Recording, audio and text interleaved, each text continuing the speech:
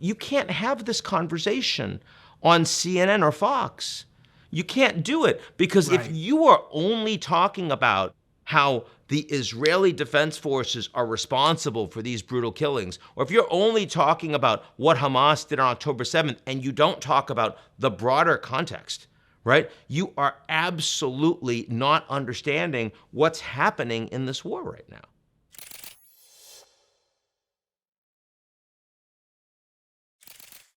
Today on Big Think, we're going to be talking to Ian Bremmer, president and founder of Eurasia Group and G0 Media, about the ongoing conflict between Hamas and Israel. Ian, thank you so much for joining us today. It's great to be back with Big Think. This region has been embroiled in turmoil for thousands of years, so there's many historical factors we could discuss. But I would like to know from your standpoint, is it more helpful to focus on recent history to better understand this conflict? Both the Jews and the Palestinians have long running and legitimate claims to live on this territory. Palestinians, some 700,000 plus, were kicked off these territories after 1948, post-Holocaust. The Jews had lived on these territories for millennia, and a number of empires have kicked them off. We can talk about that. There are people that are far more expert on those histories than I am, but the reality is that for the Jews and the Palestinians that are fighting over this land today, they've been living there for their lifetimes. And so it's really not about who has a right to live on the territory. It's rather that they need to find a way to live together in peace. And what has happened over the past years is that everyone in the world has basically given up on finding a peaceful solution because they've tried for decades, it's too hard, or because they're not interested, they have other things that they would rather do. That's where we are today. The last time that the Americans, who are not an honest broker for peace in the region, the United States, a principal ally in the entire Middle East is Israel. So you can't say, oh, well, they're the ones that can broker peace between Israel and the Palestinians because they're equally trusted. That's not true. But they do have the dominant military presence in the region, and they also have the dominant diplomatic capability on the region. So they've been the ones that have played the most significant role. And the last time an American senior diplomat was really invested on trying to figure out a way to bring peace to this region was when John Kerry was Secretary of State in the first couple of years of the Obama administration. And he did shuttle diplomacy between the Israelis, the Palestinians, the Jordanians, the Egyptians, all the time. For 18 months, this was his top priority. He wanted a Nobel Peace Prize for it. He failed. And after that, basically the Americans gave up. It was the pivot to Asia. It was no longer focusing as much on the Middle East. And then when the Russians invade Ukraine, it's focusing on Europe too. But no one's spending real time on the Palestinians.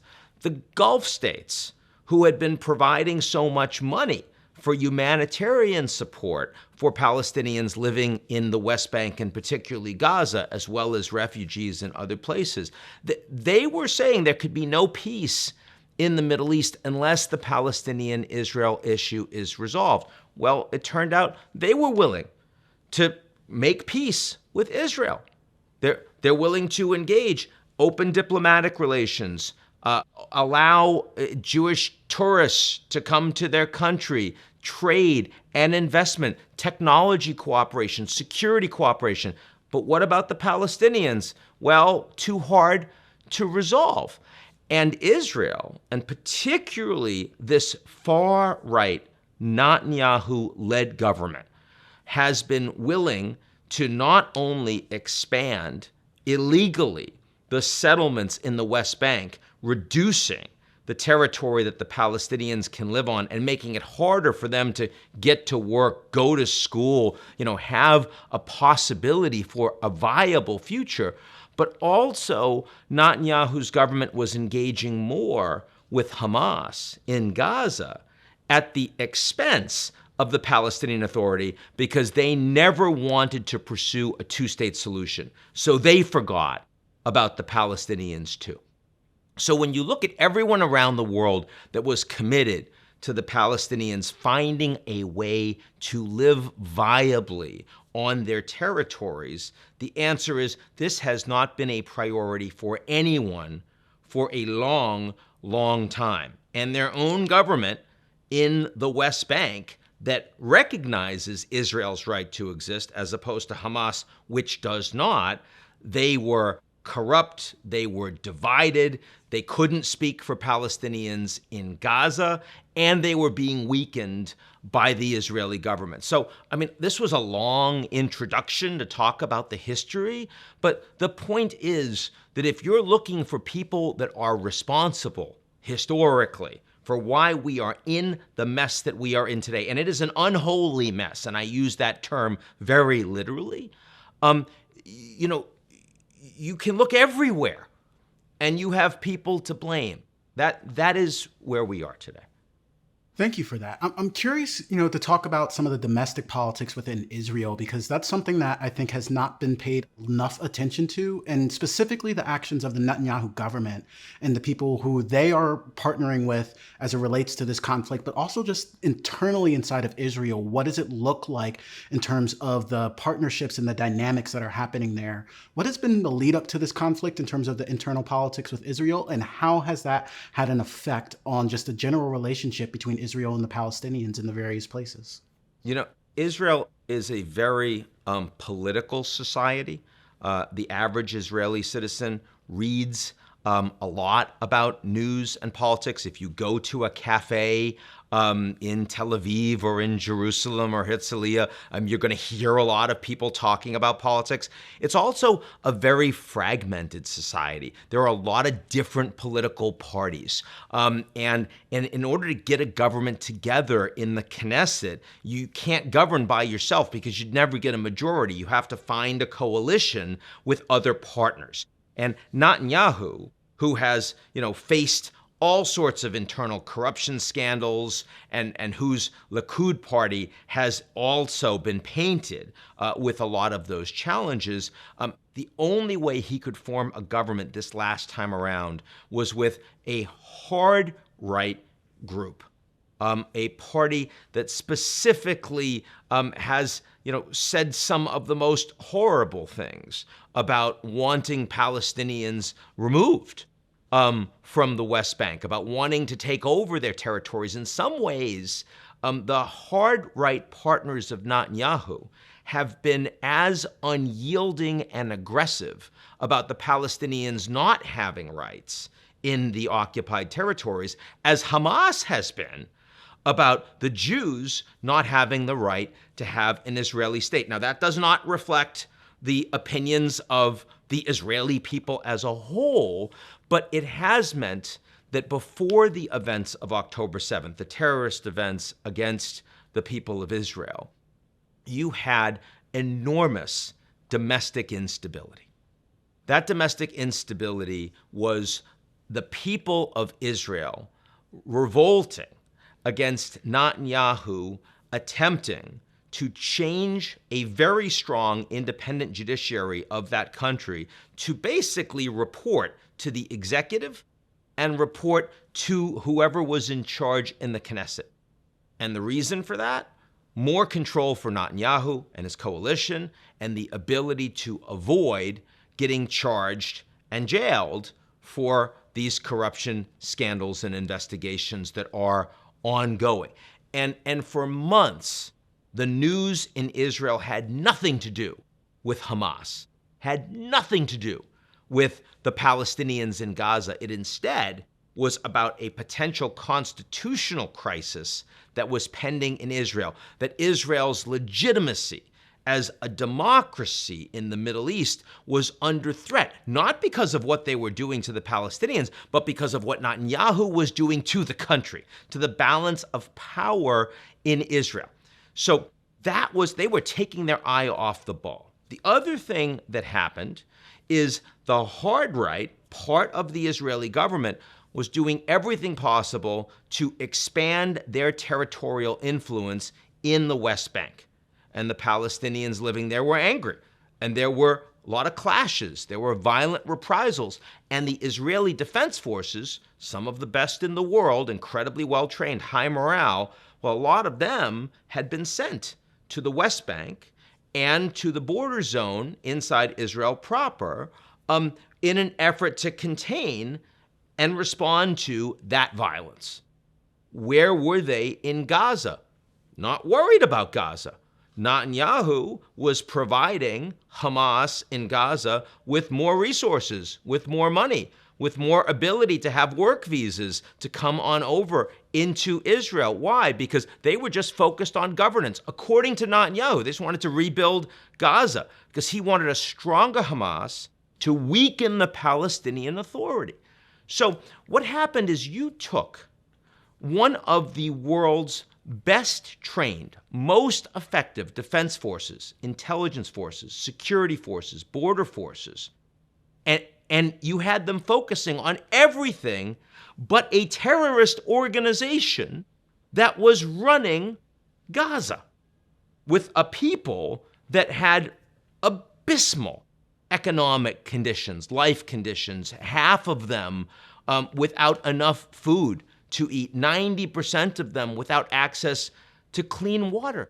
And everyone is now talking about how Israel has a right to self-defense. They have a right to be able to defend their borders. And that is absolutely true. But that right did not begin after October 7th. That right existed before October 7th. And the Prime Minister of Israel and his hard right government failed the Israeli people. They did not defend their country. They didn't defend their borders. They weren't concerned with or focused on the real threats that were right there, just on the south of Israel, that wanted to destroy everything that the Israeli people have been building since 1948. So the Israeli people want Netanyahu out. They overwhelmingly blame him and his government for the events of October 7th, consistently in polls taken inside Israel. In fact, one of the only things that the Middle Eastern peoples can agree on in this conflict is that the Israeli prime minister and his government need to go, that they are not fit for office either to govern Israel and defend Israel, or to engage and create peace with the Palestinians. You know, it's interesting to bring up the government of Israel and how people are perceiving their actions in the lead up to and even just in the response of the October 7th attack. I'm curious, to bring it to the surrounding nations and their relationship with Israel. And, you mentioned how the treatment of Palestinians has taken a back seat to sort of recent concerns. I'm curious if you can paint a broader picture of just like what types of relationships has been happening between Israel and other nations, other Arab nations that surround them, and how the concerns of the Palestinians have just not been the forefront of the discussions between those parties.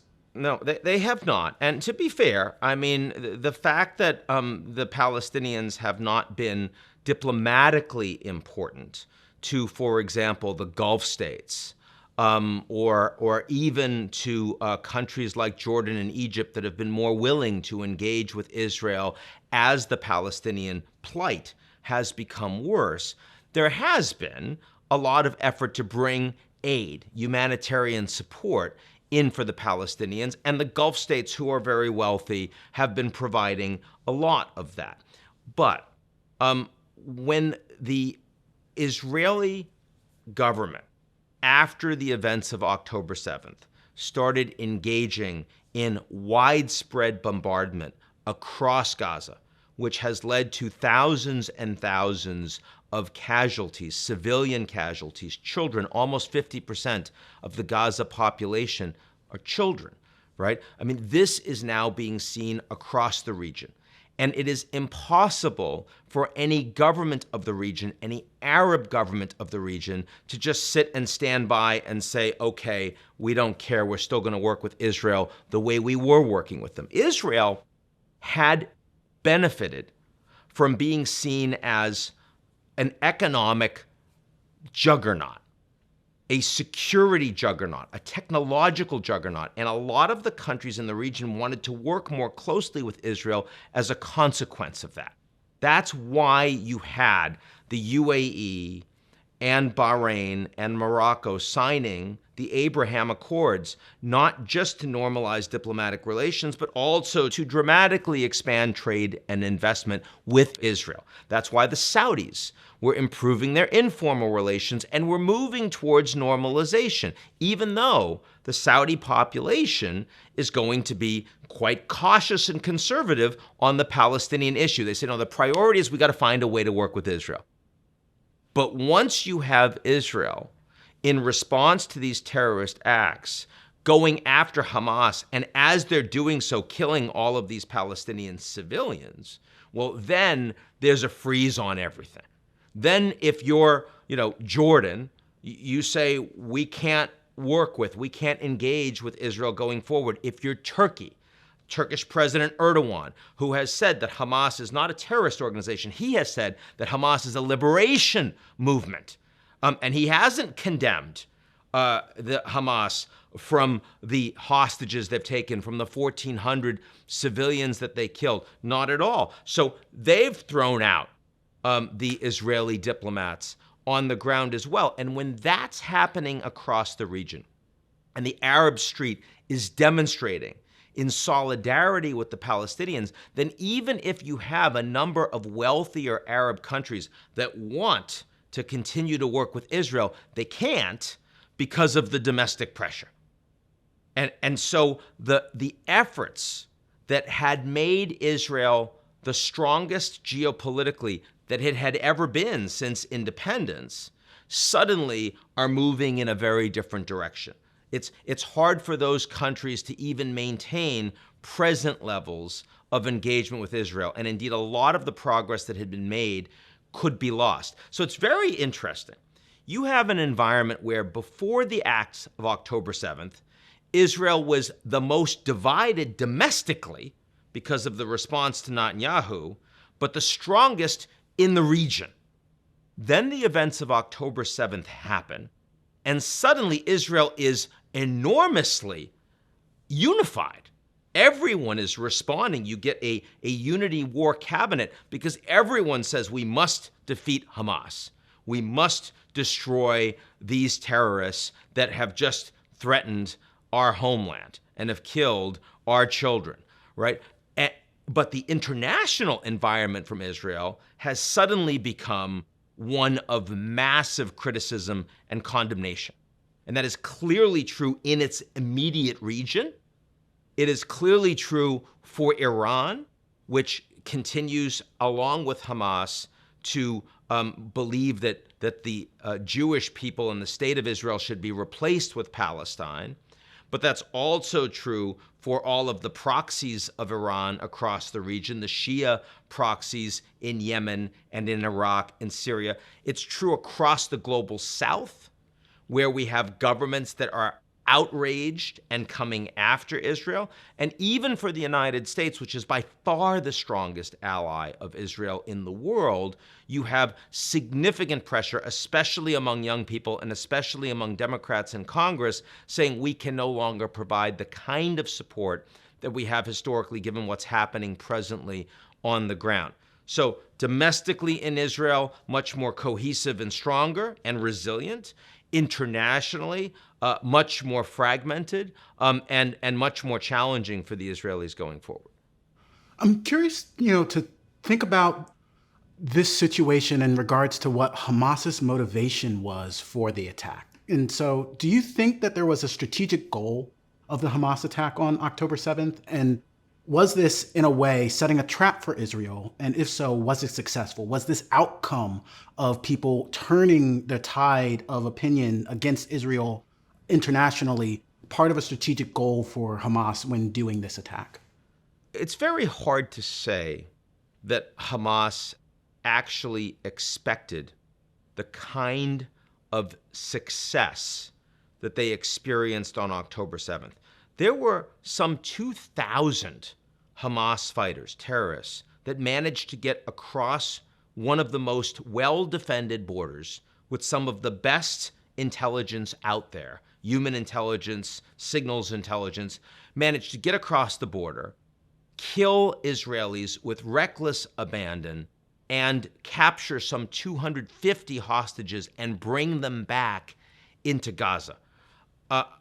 I have a hard time believing that Hamas expected that they would have that kind of success, that they would be able to kill more Jews in one day than had happened anywhere in the world since the Holocaust.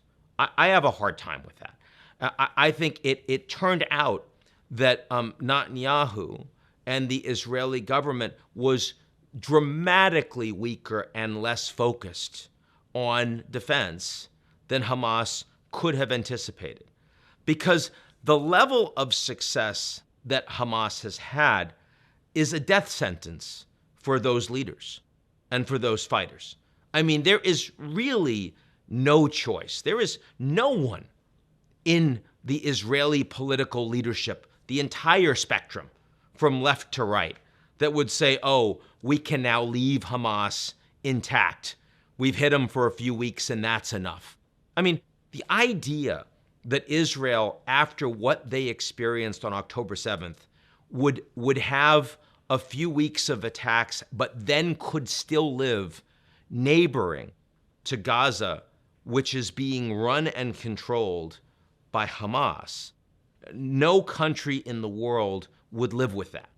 And let's also remember that the people that were killed by Hamas, the people that are hostages, those that are Israeli, by the way, this isn't a settler population. This isn't a hard right population. This was a progressive population. These were the people in Israel that were most interested in making peace with the Palestinians.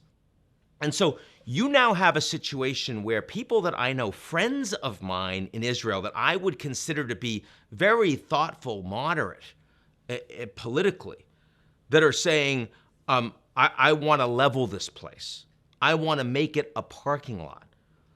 Not differentiating between Hamas fighters and Palestinian civilians and Palestinian women and children. I mean, to you and I, that sounds insane. But on the back of what the Israelis have just experienced, that is the emotion that is coming out. And so I don't think that Hamas expected that they were going to have that kind of success. But I absolutely believe that Hamas's efforts to defend themselves, and when I say themselves, I don't mean the Palestinian people, I mean just the fighters and the leadership, they do that by attempting to get the Israeli Defense Forces to kill Palestinian innocents, to kill civilians. And what we have now seen for a month has been extraordinary brutality and violence. And we have seen refugee camps and hospitals and schools and United Nations aid workers blown to pieces by Israeli Defense Forces. And the Israeli Defense Forces are the ones that are pulling the trigger. They are the ones that are bombing these people. And now there's a ground war, they're the ones that are on the ground as well. But it is Hamas that is operating on the ground with tunnels underneath those targets. It is Hamas that has their missiles and their commanders in residential buildings and right next to playgrounds and right next to hospitals and even shooting out of mosques. Now, they know exactly what they're doing. They're not just holding 200 plus Israelis and other civilians hostage illegally, but they're also holding large numbers of Palestinian civilians hostage. And so the Israelis, yes, the Israeli Defense Forces are responsible when they are killing lots and lots of Palestinian civilians to get at 1, 2, or 3 militants. But Hamas is also deeply responsible for making the only way that Israel can kill terrorists to ensure that large numbers of Palestinian civilians also die. That they are not just fighting Israel militarily, because they will lose badly if they fight Israel militarily. They are fighting in the court of public opinion. They are fighting an information war, and they are using disinformation. We have seen this play out over 4 weeks, and there aren't that many Jews around the world. There are a lot more Muslims. And so if Hamas is able to get out all of this information that says, look at all of these Palestinian kids that the Israelis are killing, and they don't say anything about how Hamas is also putting them at risk, well, then they're going to look a lot stronger. And is that a trap for Israel? Absolutely, that's a trap for Israel. Absolutely, that makes Israel weaker and more vulnerable than the geopolitical position they were in on October 6th. I mean, that strong position of Israel with the countries of the region working with them, that's a direct threat to the future of Hamas. That's a direct threat to their being able to drive their agenda, to undermine Israel, to remove Israel from the region. So, and the problem is that you can't have this conversation on CNN or Fox. You can't do it because it's the headlines. And so, you can do a minute of it, you can do 2 minutes of it, and you move on to the next thing. If you are only talking about how the Israeli Defense Forces are responsible for these brutal killings, or if you're only talking about what Hamas did on October 7th and you don't talk about the broader context, right? You are absolutely not understanding what's happening in this war right now.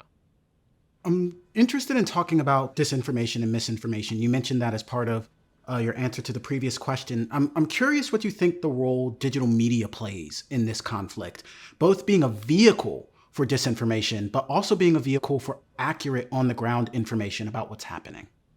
It has become increasingly difficult for anyone to get good, valuable information on social media on Israel-Palestine.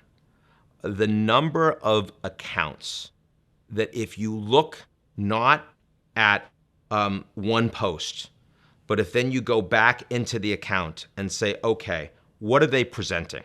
Are they actually presenting the news? Because it's being put out as if they're presenting the news. There's a headline that you need to focus on. Then you realize, wait a second, this entire account is only focusing on the suffering of Jews. Or this entire account is only focusing on the suffering of Palestinians. I would wager that that is the vast majority of the social media verified, algorithmically promoted accounts that people are presently digesting on this conflict.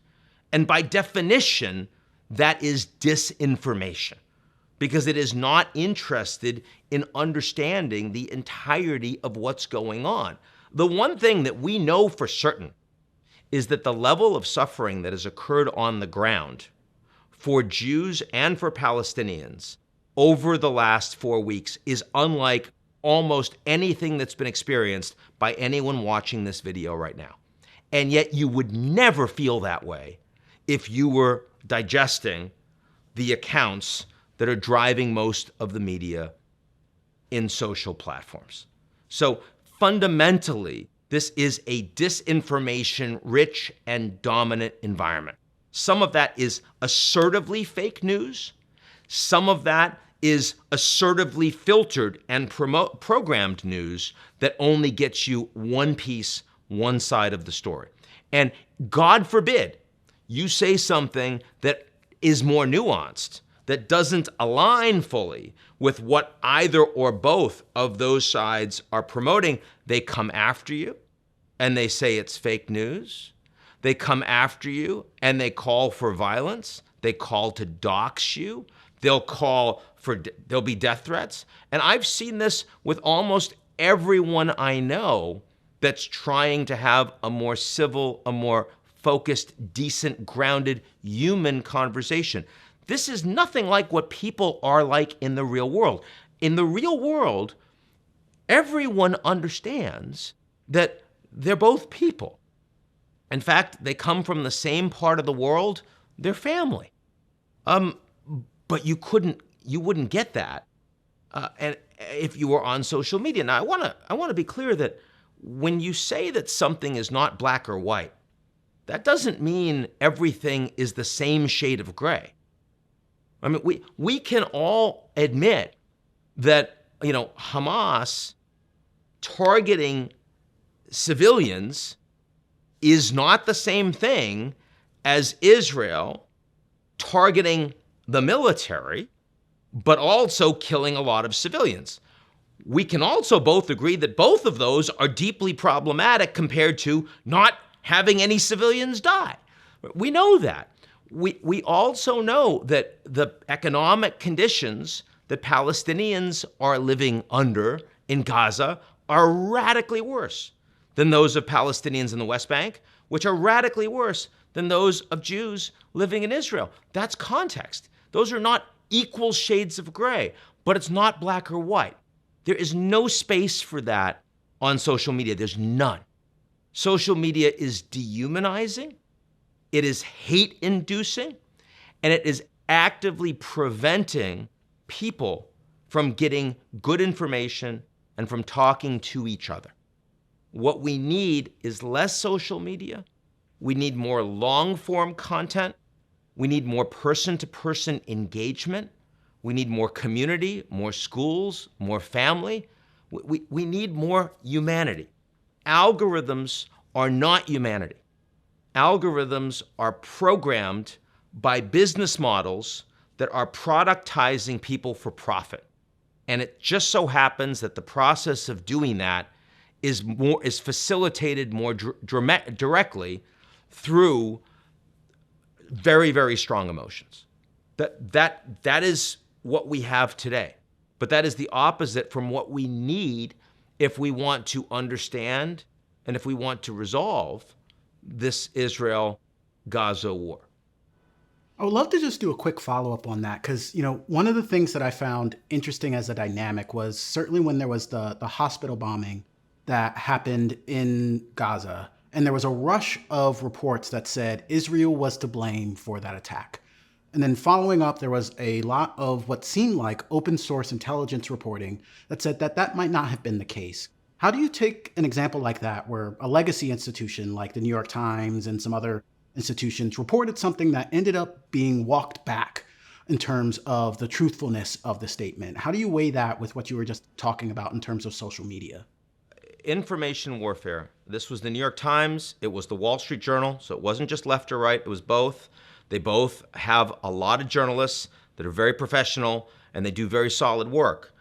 But they were getting their real-time information from social media from the region. And it was a disinformation-rich environment. And so you see these blaring headlines, and it's the middle of the night when this hospital is hit, and no one has good information. You don't have journalists that are on the ground that are real-time reporting to you. So they're getting that information secondhand from journalists on the ground. And most of those journalists are getting that information from Hamas sources. And so they said, a hospital is hit, 500 people are dead, and it was an Israeli missile that hit them. And it turned out that all three of those pieces of information were false. It was a hospital parking lot was hit. Far fewer people were killed, though a lot of people were killed. And it was not an Israeli Defense Forces missile that hit them. But by that point, the story had already went out to everyone who wanted to believe that. And they ran with it.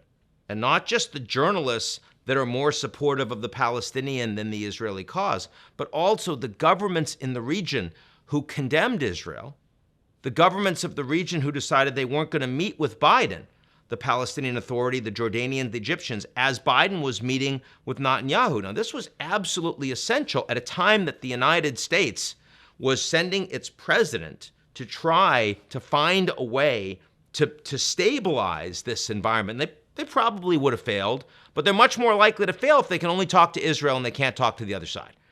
And they failed because of Hamas misinformation.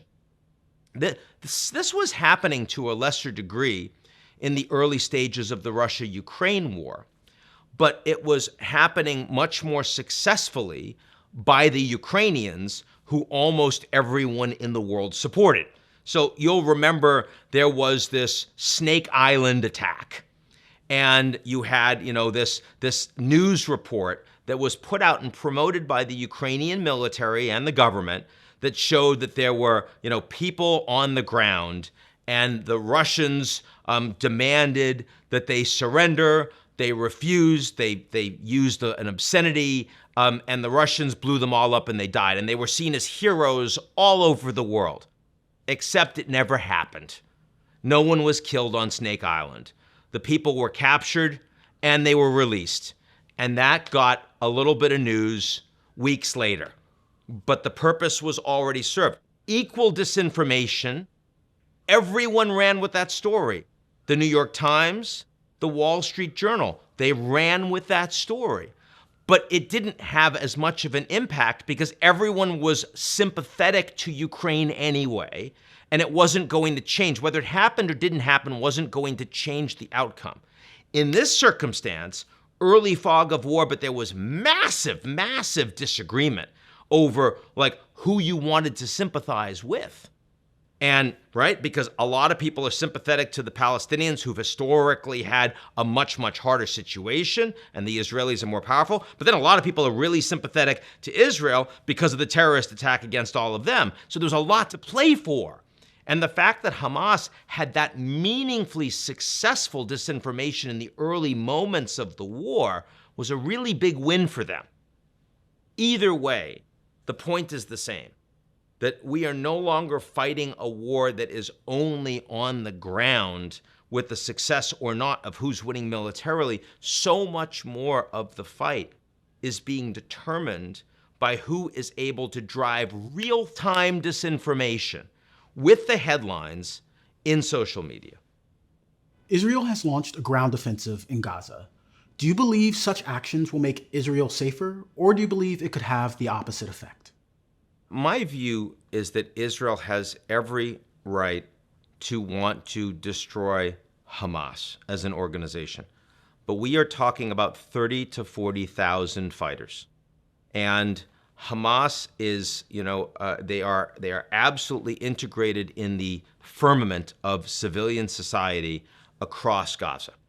And you may remember that in the early days of the war, Israel said that they were going to do a siege on all of Gaza. So not just Hamas, because you can't have a siege on Hamas. Instead, it was 2.3 million people. We're not getting you food. We're not getting you water. We're not getting you fuel. We're not getting you medication. And, that is going to cause massive humanitarian tragedy. But that was the Israeli response. And my response to that is, you don't want to do that. That is, that's going to create war crimes. And so you need to get humanitarian aid in. Finally, they got some in, but nowhere near enough. Then as they're bombing all sorts of targets. And as I said, it's not just fighting against Hamas on the ground, it's also fighting information warfare. They hit an ambulance.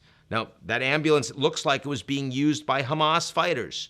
But if you've got videos that are showing that the Israelis are hitting an ambulance, what is Hamas going to say? What are people going to run with? It's, look, they're hitting ambulances. So you can't, it's not just what's happening on the ground, it's also how what's happening on the ground is perceived.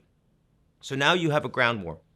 And that ground war is going to lead to far, far more Palestinian civilians getting killed. And it's happening before large numbers of civilians can get out. The Israeli government they've sent leaflets, they've warned everyone, you've got to evacuate. But they're telling people to evacuate into the south, before there's adequate food or water or fuel or medicine for those people in the South, before there are adequate refugee camps set up for those people in the South. So who's going to leave? How many people will go? And of course, Hamas is also preventing some of them from leaving. It's hard to do. So my point is, Israel has time. There is an urgent desire to get rid of Hamas. But the Israelis are now laser focused on their border security in a way that their government was not before October 7th. They are laser focused on air defense. They're laser focused on sea defense in a way that they were not before October 7th. So my point is, spend more time, not just on how you're going to blow up Hamas, but also on building your information war, on building your relations with other countries. If you're losing support from the United States because you refuse to allow in aid for the Palestinians, then you need to spend more time sending in aid with the Palestinians. If you're losing the Europeans, Ukraine has been in a much stronger position because the entire West was standing with Ukraine. The entire West is not standing with Israel, and in part that's because the Israeli War Cabinet has refused to allow in the aid. They've refused to provide adequate safe zones for the Palestinians to be able to spend time to get to and to live as families. That's a huge problem. So I believe that ultimately the Israelis will be safer if they spend more time working with their allies and developing a multilateral response. Nobody out there from the West believes that Israel should leave Hamas alone. Nobody believes that there should be a permanent ceasefire and they don't have the right to defend themselves. That's not the argument. The argument has been for a humanitarian pause. The argument has been for a temporary ceasefire that allows far more Palestinians to have the ability to live and to live safely. Because the future of Israel and peace in the region depends not just on Israel destroying Hamas, but also depends on the ability to create conditions for peace between Israel and the Palestinians in Gaza and the West Bank. And yes, there are some in Netanyahu's government that have no interest in that. Those people will be out of government after the war. The Israelis do not want them anymore, do not trust them anymore. But you can't be, Israel will not be successful if they fight this war by themselves. They will not be successful if by destroying Hamas, they also destroy the conditions for long-term peace with the Palestinian people. We all know that when Israel was fighting against the PLO and they removed them from Lebanon, they ended up with Hezbollah. That's not better. When the Americans fought against Saddam Hussein and destroyed the Ba'ath Party in Iraq, they ended up with the Islamic State. That's not better. So if Israel is going to destroy Hamas, but they don't create the conditions for peace with the Palestinian people, they will end up with something worse. So I am not suggesting that Israel should say, okay, we'll just make peace with Hamas. They can't, that's not doable. No one in Israel would support that. But they have to also create conditions for peace with the Palestinians that will live there, because they're not going anywhere. The idea among some in Netanyahu's government, and by the way, far too many, that what really needs to happen is you need the Palestinians to leave. They need to go to Egypt, to the Sinai, and maybe never come back. That they need to take more territory and let the settlers just, sort of grab up all of the West Bank, and the Palestinians can go to Jordan and they won't be Israel's problem anymore. That is not a viable solution. The Palestinians won't stand for it. The Egyptians won't stand for it. The Jordanians won't stand for it. The Gulf states won't stand for it. And these are countries that are not fundamentally Israel's enemies, but they will not tolerate it. So Israel must, at the same time they are trying to destroy Hamas, they must create conditions for peace for the Palestinian people. And my concern about a ground war today on the ground in Gaza is that they are creating the conditions to destroy Hamas without creating the conditions for peace after Hamas. The United States and Israel have been allies for a long time. What effect are you seeing from the U.S. continuing to support Israel, and how could that play a role in the future of U.S. politics? I would say that Biden could not be more supportive of Israel following the October 7th attacks. His immediate decision to make a trip there, the shuttle diplomacy by Secretary of State Blinken in particular, the willingness of the U.S. government to say as long as the United States exists, that Israel will never have to stand alone. Those are enormously powerful statements, and they are statements that are clearly shared in a broad and bipartisan way in the United States. But Generation Z, young people in the U.S., support the Palestinian position more strongly than they support Israel. And you have seen that particularly on college campuses across the country, but also more broadly. And many on the progressive wing of the Democratic Party, and I'm not just talking about the Squad and Rashida Tlaib and AOC, I'm talking more broadly, are increasingly deeply uncomfortable with the extent of the Israeli military strikes against Hamas and the Palestinian civilians in Gaza. All of the human destruction that we are all witnessing right now. And President Biden has made it clear to the Israeli War Cabinet that the ability of the United States to continue to provide unconstrained support for Israel is a window that will narrow if the present levels of atrocities continue. So the conditions for peace are not just about making sure the Palestinians have an opportunity to live. They're also about making sure the Americans can continue to support Israel the way they have heretofore. I think it is not guaranteed that in another 4 weeks' time, the U.S. will still be willing to provide the kind of military equipment, high-tech military equipment and support that they have provided to Israel historically if Israel continues to fight the war the way they have been fighting it. Even the United States, Biden and his cabinet and core members of Senate and the House are facing that pressure from their own progressive wing, and that is going to grow over time. I also think that this is a risk for Biden in 2024 because this war right now is primarily about Gaza and Hamas. But there are American carrier strike groups in the Eastern Med and in the Gulf. They've already been involved in direct strikes against Iranian Shia proxies in Syria. There will surely be more of those strikes in the coming weeks. American servicemen and women have already taken casualties, not deaths, not so far, but actually injured troops because of the knock-on impact of the war between Israel and Hamas. So if it turns out that the United States is directly involved in a Middle Eastern war that Biden has not sold to the American people, he hasn't justified, you go from no wars started under the Trump administration to 2 wars started under the Biden administration. Neither of them started by Biden, but both of them the American taxpayers are paying for, and one of which the Americans might be taking casualties. That is a very hard thing to run on if you are President Biden, and they know it.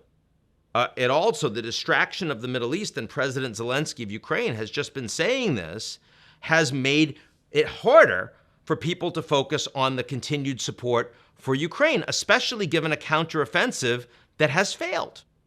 So you now have these 2 massive global foreign policy crises, both of which are not looking so great for the United States as we head into 2024. I expect that Trump, when he becomes the Republican nominee, and that certainly looks very likely at this point, will make a meal out of that. That is a vulnerability for the United States, and Biden knows it. So this is very much not just about the Middle East. This has implications for the U.S. more broadly and globally. A lot of people are viewing this as potentially a precursor to something like we would see in World War III. What do you think are the factors that are keeping the situation from escalating to a global conflict? And do you think it could potentially escalate to a bigger conflict that involves a lot more parties like the United States and potentially some other parties, both in the region and globally? We have seen that the Iranian president and the supreme leader have both said things publicly that imply that the world will burn because of what the Israelis are doing in Gaza. But they use the passive voice. They are very careful not to say, we, Iran, will do X, Y, and Z. They say, these are the impacts that it will have.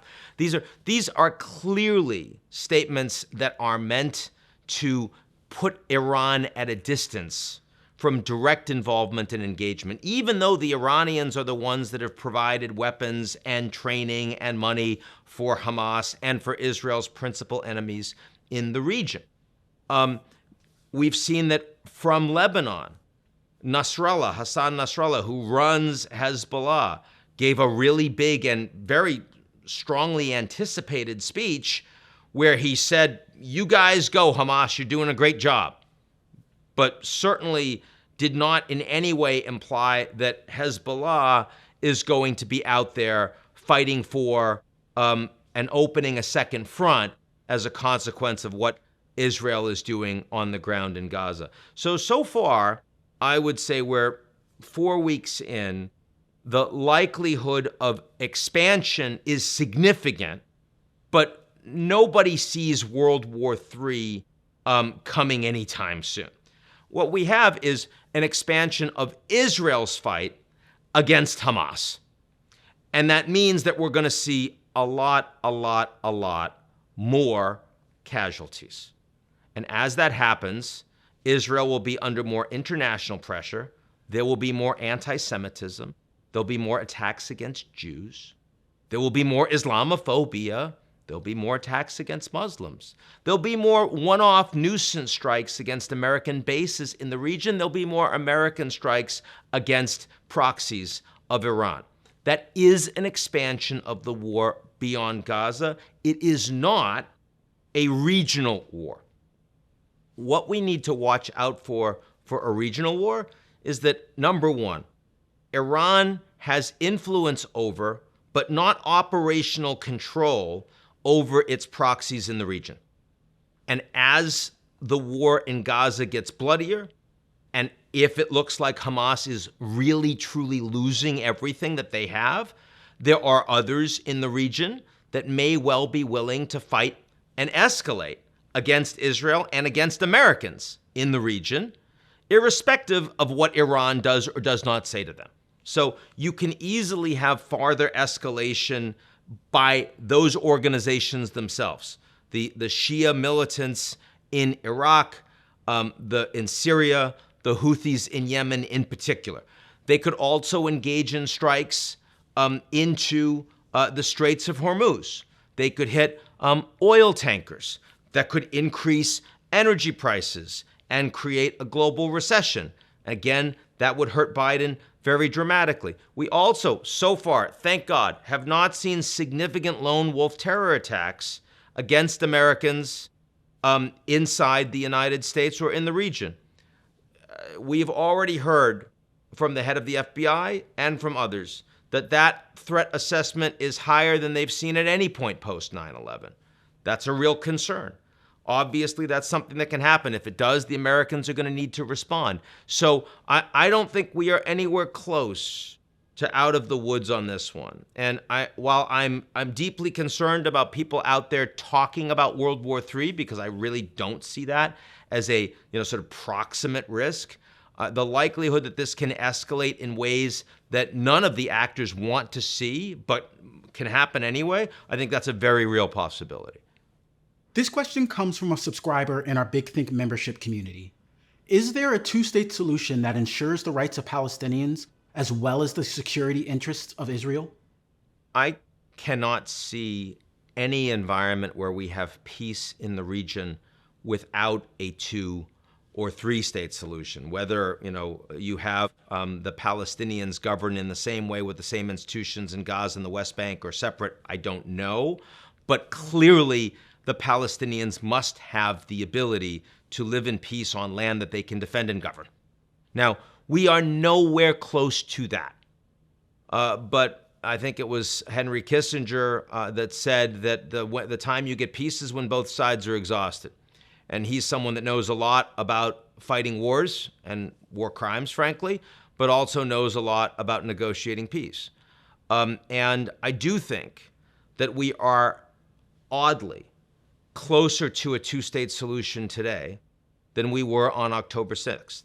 And the reason for that is because everyone in this region and with equities in this region now understand that you can no longer ignore the Palestinian issue, or if you do, it's at your peril. So yes, we're still in a time of war, and it's going to get worse before it gets better.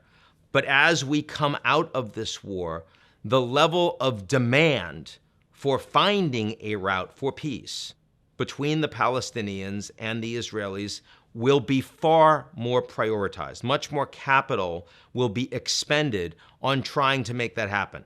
Some of that will be humanitarian resources to try to rebuild Gaza. Some of that will be diplomatic resources to try to come up with what a new Palestinian Authority for Gaza might look like. Who would those people be? And how would you build such an administration? But, of course, the more suffering we see in the coming weeks and months, if you're already talking about 0.5% of the Palestinian population in Gaza is dead. Since October 7th, 1 of every 200 Palestinians in Gaza dead. And those numbers are going up. I don't know exactly what those numbers are. The fight between the United Nations and between the Gaza Health Ministry, which is Hamas, and you can't trust them. But the numbers are big. We know the numbers are big. Every one of those civilian deaths is going to make it harder to get from here to there. Right? We've already suffered the pain and tragedy to know that we need to move to a two-state solution. We know that. But the damage that you can do to make that much, much harder and longer term with the suffering that will be remembered for generations and generations, that is a very different story. Ian, thank you so much for your time today and for the insights you are able to provide the Big Think audience about this ongoing and complicated conflict. It's great to be back with you. If you found this conversation with Ian Bremmer valuable, we would love to hear from you. Please respond with your feedback in the comments about the format and the types of guests or topics you would like to see in the future. Thanks so much for watching.